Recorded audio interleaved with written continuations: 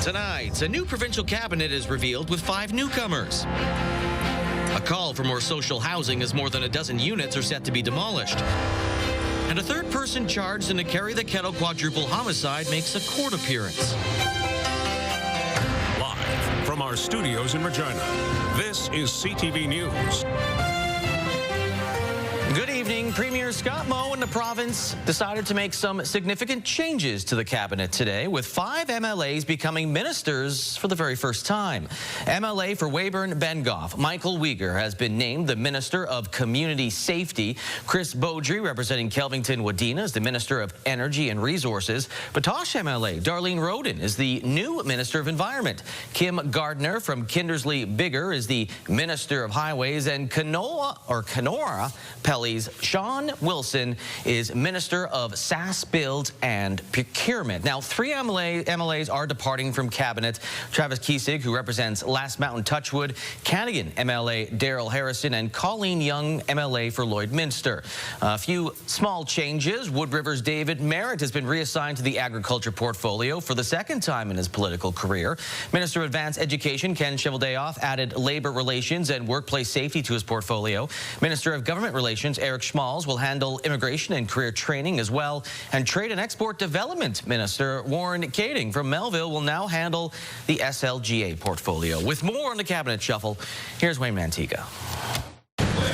There were many familiar faces and a few new ones as members of the provincial cabinet filed into the ballroom of Government House. The new cabinet will be slightly larger. We had, post the election, reduced the number of cabinet ministers down to 16 from 18. What we do today, part of what we do today is to spread out some of that workload, bring the cabinet complement back to a number that is more common, at least under our term in government of 18 cabinet ministers. The Premier said his goal was to level out the workload. I think allowing for all of our cabinet ministers now to have one, I would say, a little bit more balanced workload, and which will give them the opportunity to have an eye to, working on the broader strategy on, how we're positioning ourselves in each of the files as we move forward and look into the future. The 5 new ministers are all relative newcomers to the legislature, having been elected just last year. I'm really humbled to be in the Premier's cabinet and to have the opportunity to serve the people of Saskatchewan in this capacity. Some felt it was too soon to talk about their new role. Listen, I just got sworn in about 10 minutes ago, so obviously there's some work for me to do to get briefed on all these files. One minister has gone full circle, from agriculture to highways and now back to agriculture. I'm really honored, and it's humbling to be back in the ministry. I enjoyed it there the 6 years I was there, but for the Premier to give me this honor back is very humbling. The Premier said he didn't want to bring in too many new faces right after the 2024 provincial election. He believes his revised cabinet will now strike a balance between experience and fresh perspectives. Wayne Manteca, CTV News, Regina. Meanwhile, the Saskatchewan NDP is calling out the government regarding the provincial debt. Today in Saskatoon, NDP leader Carla Dex showcased a check for $1.7 billion that was payable to Toronto billionaires. It's intended to illustrate taxpayer money, which goes towards covering the provincial debt. We are better than this. People in this province deserve better than this. This is a rich province. We don't have a revenue problem. We have a mismanagement problem. We have an 18-year-old government that has run out of ideas and frankly was never that good at managing the debt in this province. Premier Scott Moe says the provincial government is always aiming to balance the budget and points to Saskatchewan as the province with the lowest debt per capita. All right, let's now go to Sabine in our weather center. Lowest might be a term for temperatures that we're seeing, at least in the next couple of days, but a fair amount of snow as well. Yeah, we've seen that system bring snow right from the southwest through south central and currently making its way into eastern Saskatchewan, Lee. That snow will clear out later this evening. It is the wind that we are also dealing with late this afternoon. Many parts of southern Saskatchewan dealing with the blowing snow. Here in Regina, obviously had a great impact on visibility on the roads, so please keep an eye on the highway hotline. And once that snow clears, it's the temperatures that are starting to drop drastically. Current temperatures all close to -20 in many parts of southern Saskatchewan. Estevan sitting at -13. The wind chill currently in Regina -32. Same for the southwest, -25 for Estevan. The daytime average usually is hovering about -7. We warmed up to -8, so that's kind of a nice story. But heading into tomorrow, it's a different story. I'll tell you details in your forecast. Lee? All right, thanks, Sabine. Community organizers in Regina are advocating for more social housing units to open as 400 units sit empty in north central Regina.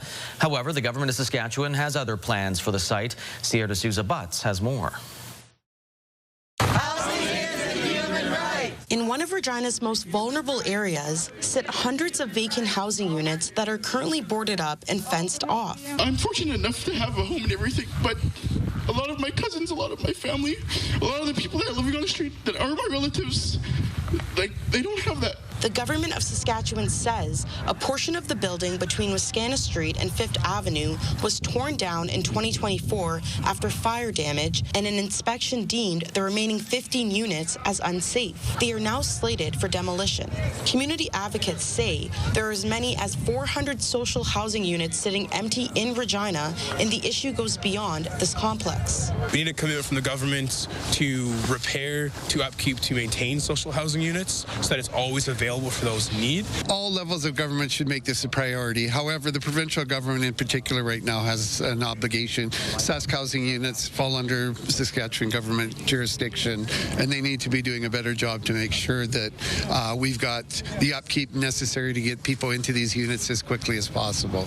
The empty units fall under the Saskatchewan Housing Corporation, which provides housing to low-income families across the province. In a statement to CTV News, the Ministry of Social Services says it has launched 2 initiatives focused on revitalizing Regina's North Central neighborhood, which include a flat rent rate program and an affordable rent-to-own program. In the past, we've had federal and provincial acts that built a certain amount of social housing that made it adequate, had social housing that was kind of on the rate of the population here. The province says a total of $88 million in the 2025-2026 budget will go towards multi-year repair and renovation projects, along with planning to begin 165 future housing projects.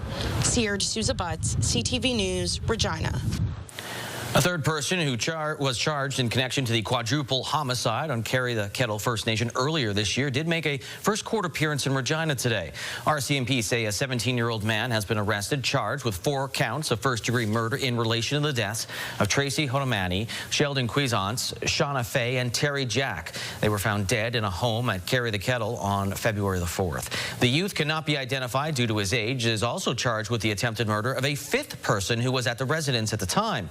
18-year-old Darius Rossette and a 15-year-old male have also been charged with 4 counts of first-degree murder in connection to the case. The 17-year-old youth is expected to make his next court appearance on December the 19th. The case of an Esterhazy man charged with stealing money from a local organization has been adjourned until the new year. Corey Smith is accused of stealing $46,000 from the Esterhazy Minor Hockey Association, $43,000 through an e-transfer along with $3,000 in cash. The next court date is January 13th, allowing more time for attorneys to review disclosure. Still ahead, celebrating the retirement of a longtime advocate for immigrant women and their families.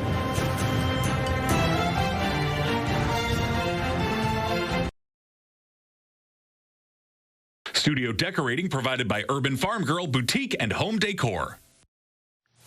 Premier Scott Moe is encouraging police services in Saskatchewan to crack down on drug possession. But as Keena Sorokon tells us, some addictions experts worry that might make the issue worse. Speaking at a real estate conference earlier this week, Premier Scott Moe encouraged police across the province to get tough on drug possession. And it's time now for us to engage with our enforcement leaders across the province and start taking these poisonous drugs away, because they're killing those individuals. But experts say decades of research shows treating addictions as a criminal justice issue won't have the outcome Moe wants. We might sweep someone into a jail cell overnight. maybe for a small period of time, but then they're going to be right back where they started. Fornsler has been working in substance use research for nearly 15 years and says 50 years of the war on drugs hasn't worked. I'm not sure why our leadership is so averse to following scientific evidence and practices that have been well vetted over a period of the last 20 years. Saskatoon Police changed its approach to drug use and personal drug possession in 2022 when federal laws reframed substance use as a health and social issue. Officers began laying possession charges with other charges like weapons offenses or trafficking, but say this new federal policy has eliminated an officer's ability to connect someone with services. Fornsler says the province needs to stop seeing drug use as a good versus bad and start seeing it as healthy and unhealthy, with proper avenues for people to seek care and safe consumption sites, as public fear rises with homelessness and drug use being more visible. I don't understand why there's always a jail bed available immediately, but there's never a treatment bed available immediately when somebody wants to go and change their relation with substances. Mo says the province is focused on getting people into recovery and increasing capacity. The goal is not to hand out needles or any other drug paraphernalia and extend their life of addictions. Saskatoon Police say without a police encounter, there is nothing compelling someone to seek treatment, something that is set to change in the new year with involuntary treatment legislation. Keenan Sorakan, CTV News, Saskatoon. While many of us are gearing up for the holidays, there was a celebration of a different kind, honoring a woman who has dedicated more than 2 decades helping newcomers to the city. Damian Smith has the details. A movie theater full of people gathering to appreciate one person, Nilu Sachdev, who has spent the past 23 years helping immigrant women moving to Regina. It's nice to know that I can establish a relationship with somebody and they'll reciprocate and that we can go on. Like, we don't just end after we meet. Sachdev will be moving to Saskatoon for her retirement. She holds hundreds of contacts in her phone and is in touch with women from more than 30 countries. This has all come about because of the relationships that I tended, and then they all fell into place. And even I'm surprised at how well they fell into place, really. I'm blessed.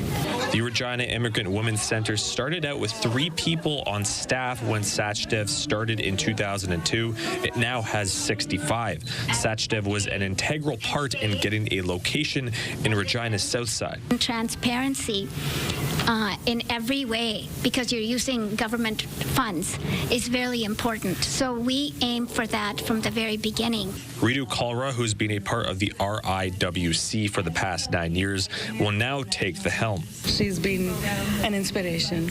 She's been, somebody I've always looked up to.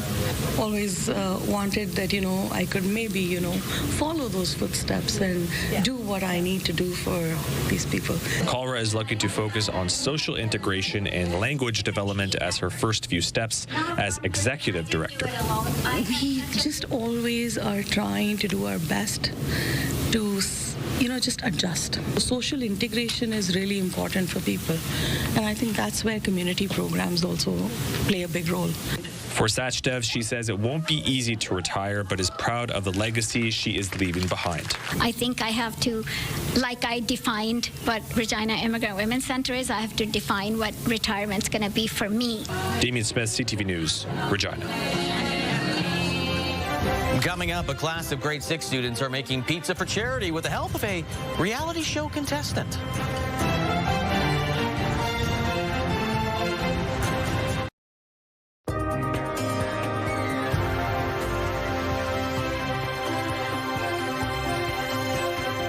Welcome back. Looks a little bit more clear outside after we saw a lot of snow coming through parts of Regina late this afternoon and dealt with some high wind gusts as well. Currently sitting at -18 with a wind chill of -31. Winds are still gusting up to about 45 kilometers an hour, and we'll continue to see those winds gusting up to about 50 overnight into tomorrow before we start to see them calm. We do have some extreme cold warnings issued for parts of Saskatchewan, roughly up to about the Davidson area. Slight chance we could see them get extended further into southern Saskatchewan. The extreme cold warnings are discussing the wind chill values being in the -40 range from now until about Saturday, and that's pretty much the same story we're going to see for many parts of Saskatchewan between tonight into Saturday, with those wind chill values incredibly cold. Now, the system that brought all that snow, we will start to see it clear out heading into Manitoba later this evening, and then we will be left with a mix of sun and cloud heading into tomorrow. We could see more of that snow arrive in the southwest again for the Maple Creek area in particular. I do have some snowfall totals I'll show you real quick once we get through what we're showing on the tracker here. So more snow expected for the southwest, but really trace amounts for other parts of southern Saskatchewan. Not really expecting much between now into the weekend, because with that high pressure system, that brings clearer conditions but frigid temperatures. So we'll see that reflected as we take a look at your 7-day forecast. Winds expected to pick up as we head into early next week again. But again, for the most part, we're looking at a mix of sun and cloud heading into the weekend. Snowfall totals, this is what we're dealing with. So between now into tomorrow morning, primarily just that snow system that's still kind of hanging around in the eastern parts of the province right now. And then between tomorrow morning into Saturday morning, another up to 7 centimeters of snow expected from Maple Creek. We were seeing some blowing snow advisories, blowing snow warnings actually for that particular area, the southwest, but those have since lifted. So hopefully it won't be as much as 7 centimeters, but it could be up to 7 centimeters between tomorrow morning into Saturday morning. It's the temperatures we want to talk about now, so much colder than what our average temperatures are usually sitting at. Many areas will be expecting to see those temperatures in the mid to high minus 20s tomorrow, like North Battleford, Saskatoon, minus 27, minus 23 for Yorkton. Southwest even looking at much colder temperatures, minus 18 for Maple Creek and minus 22 for Swift Current Moose Jaw, with the southeast in the minus 22 range as well. For Regina, dipping to minus 25 tonight, wind chill of about minus 38. Tomorrow, minus 24. First thing in the morning, a wind chill of minus 39. So I don't want to preach at you, but you might want to make sure you plug your vehicles in. Minus 24 again tomorrow. Saturday, minus 22. Still expecting to see those minus 30 value wind chills into Saturday, but by Sunday, we'll see relief. Minus 5, mainly sunny, warmer than seasonal Monday, minus 2, minus 1 on Tuesday, before we see the temperatures drop again by Wednesday, and minus 16 expected on Thursday. A class of students at Wascana Plains School in Regina were in the kitchen today for a good cause. Jacob Carr explains. This is a little different from what I usually make.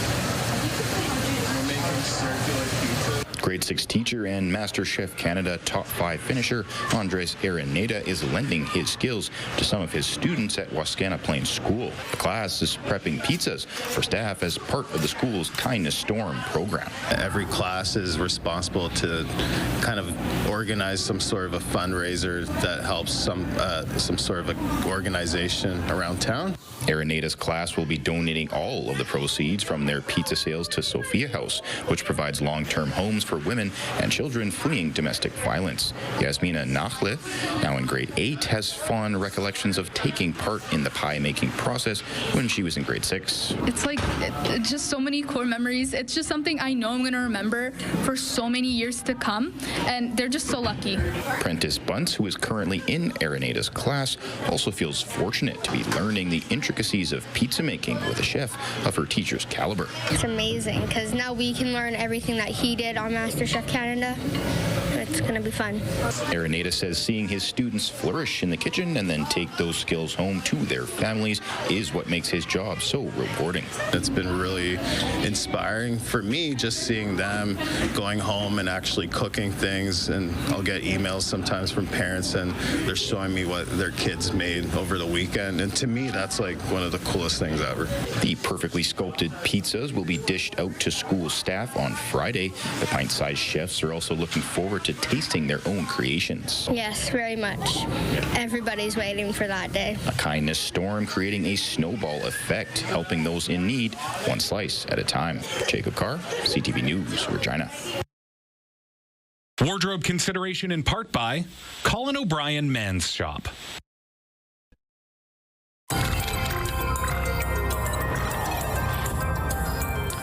The World Health Health Organization's Vaccine Safety Committee says that new reviews of scientific evidence found no links between vaccines and autism spectrum disorder. The data reaffirms conclusions reached on a topic more than 2 decades ago. The WHO committee says a casual link between vaccines and health outcomes is considered only when several high-quality studies consistently show a statistical association. Brought to you by Saskatchewan Union of Nurses. Thank you to Saskatchewan's 11,000 registered nurses. All right, let's take a look at what your rural forecast is looking like heading into tomorrow. Many areas expecting to see some very frigid temperatures compared to what our usual daytime averages are usually sitting at. We will, though, see a little bit more sunshine. Some areas could see some more snow depending on where you are in the province. Mix of sun and cloud for areas like Hudson Bay, -22. A little cooler over in the Lloydminster area, -27. And these, of course, are temperatures not including the wind chill value. Many areas expecting to see those wind chill values in the -30s. Down in the southwest, expecting snow for the Maple Creek, East Sun Cypress area, high teens, or I guess low teens, -19 for East Sun Cypress, -18 for Maple Creek. Over in the southeast, a little bit more sunshine, a mix of sun and cloud for Broadview, Carlisle, -23, and cloudier conditions for Assiniboine, Rockland at -22. Taking a closer look at Etonia, where internet speeds up to 1 gig are available through SaskTel. -24 tomorrow, not dealing with the -30 wind chills, with the wind chill about -26. Expecting that to change into the evening with a wind chill of about -36 and more snow, anywhere between 1 to 3 centimeters.